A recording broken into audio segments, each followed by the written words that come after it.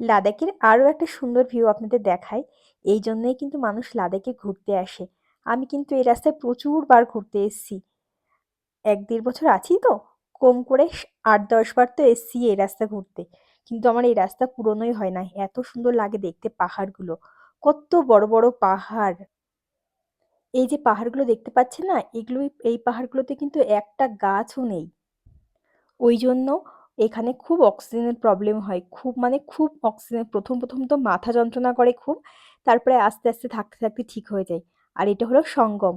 সঙ্গমে বসে আমরা একটু মানে আড্ডা ইয়ার্কি মারছিলাম, একটু চিপস খাচ্ছিলাম, কোল্ড ড্রিঙ্কস খাচ্ছিলাম, এইসব করছিলাম। আর কিছু ছবিও তুলে নিয়েছি। তো কেমন লাগছে অবশ্যই কিন্তু জানাবেন।